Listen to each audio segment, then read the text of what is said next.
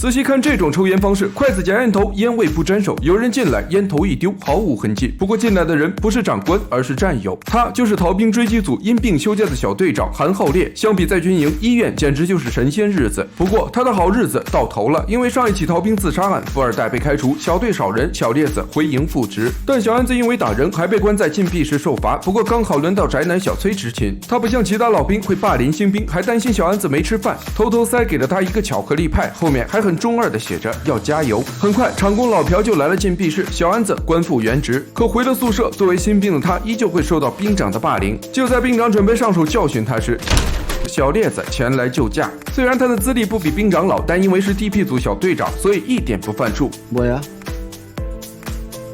나 투명 인간이야? 황뱀. 이제 말년 아니십니까? 집에 갈 양반이 왜 아직도 실세 놀이하고 계십니까? 한마디만 더 하면 아가리 찢는다. 한마디. 自此 DP 组 CP 第一次见面，但小烈子却不把小安子当队友。 네가 안준호구나. 내 아들. 和官二代不同，小烈子可太亲民了，一包普通泡面被他吃的像山珍海味。可面还没吃完，厂工老大到了，他们有了新的任务，一个试图在车站自杀的逃兵。 이해됐냐? 그 두 달이면은 접속 기록도 안 잡히지 말입니다. 어머님이 접속 기록 안 잡히면 못 잡는다고 그러셨습니까? 어머님이 그러셨습니다. 这个新兵就连睡觉都要戴着防毒面具，不是因为室友脚臭，而是因为他打呼噜。老兵还会欺凌的向面具中灌水，简直就是要命。新兵受不了欺凌，于是逃出了部队。小安子、小烈子领了资料就出了军营。小烈子不像官二代，第一站先奔酒吧，而是网吧。不过他可不是为了打游戏。根据小烈子经验，所有逃兵大概有2个特点：要么是想女朋友的小舔狗，要么是爱打游戏的大网虫。他们要从专业的网站上调取逃兵近期的上网记录，但是逃兵再傻也不会用自己的身份上网，他们肯定会用别人资料注册新的账号。 그렇다면 우린 타정병을 잡기 위해서 어떻게 해야 할까요? 3, 2, 1, 땡, 탈락. 사람부터 만나야죠. 第一个要见的是女友，为了撑门面，俩人点了一份小蛋糕。可在这里，他们没有获得任何线索，投资失败。第2站同事没线索，第3站同学没线索，第4站家人没线索。不过在这里，小烈子补充了一下小金库。 이거 얼마 안 되는데. 아이, 우리 주먹이 같아서. 아닙니다. 저희 활동비 있어서 괜찮습니다. 네 어머니 이 돈 잘 쓰겠습니다. 주머니 꼭 차실게요.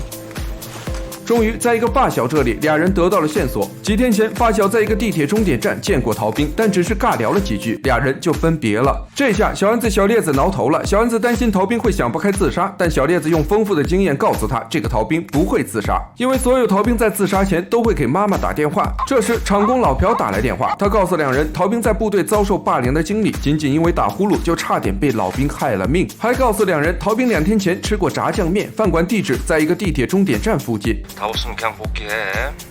예 알겠습니다 충성. 그냥 이대로 복귀하라는 겁니까? 그냥 복귀하면 죽여버린다는 얘기야. 但这还不是最糟糕的。为了抓捕这个因受霸凌逃离部队的士兵，他们2人已经出来12天了，现在他们已经2手空空了。 필살기 써야겠다. 小烈子带着小安子来到一个洗浴中心，他告诉老板，两人是徒步旅行的游客，因为取款机故障，兜里没有现金，并向老板展示了存折，表明第2天取了再给，注意动作一定要快。这叫什么？这叫迅雷不及看折之势。必杀技奏效了，每每洗个澡，别忘打肥皂，激情满满。然后继续上网调查资料。小安子发现逃兵出现的几次都是在终点站，而且都是深夜。 밤에만 활동한다. 뱀파이어다. 小安子的柯南模式被无情打断，接下来是小烈子的分析时间。他发现逃兵所有的网络账号都是以黑魔法的英文开头，生日结尾，但这些账号都没有登录过。于是他查询了同样前缀的账号，在几百个账号中，他发现了一个后缀数字和逃兵女友电话尾号一致。趁着天不亮，俩人溜了出去。从老朴那里得到了账号的登录记录，刚刚出现在一个网吧。 아들 별일 없을 거야. 긴장하지 마. 예 알겠습니다. 일한다고 집에 왔어? 긴장 틀리지 말고. 예 알겠습니다. 그래. 긴장 많이 되십니까? 可是，在网吧，他们并没有发现逃兵的身影。小安子看着窗外的列车，忽然知道逃兵此时在哪里了。逃兵不能回家会被抓到，不能用自己的信息会被抓到，所以这个可怜的家伙就每天待在地铁上，从始发站到终点站，然后再掉头回去。